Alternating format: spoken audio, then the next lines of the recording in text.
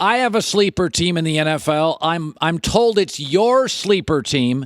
I think the AFC playoffs are all figured out except one spot. I think the Patriots win their division, the Steelers win theirs, the Chiefs win theirs, the Texans win theirs. I think the Chargers are in as an AFC wild card. The only thing left, and I think it's going to come from the AFC South, it's going to be the Titans or the Colts. The Colts are my dark horse team. I'm told they're yours as well. Why? I love the Colts right now. First pieces to it. First part is Andrew Luck, who, if you haven't noticed, is playing fantastic football. The last 3 weeks, he's completed over 70% of his passes. I talked to Frank Reich about this on Sunday night. I said, are you guys at the point where you think that Andrew Luck is back to being Andrew Luck? He's like, the waiting is over. We're here.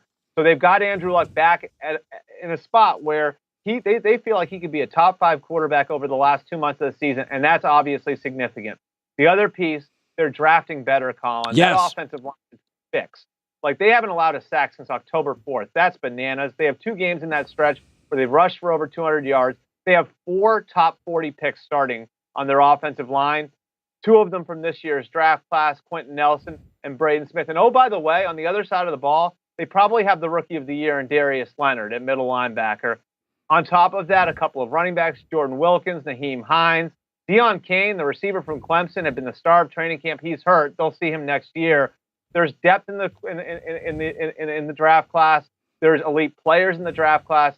I think we're going to look at this team in December and say, if this team makes it into the playoffs, they could be a threat to advance. Yep. And going into 2019, based on the job that Chris Ballard has done as the general manager and where Andrew Luck is as a quarterback, I think we're looking at a team that's going to be a force to be reckoned with over the next few years, not just in their division, but in the AFC in general. I couldn't agree more on Indianapolis. Again, RG3 came out and won Rookie of the Year and was flashy and fun, and Andrew Luck was boring.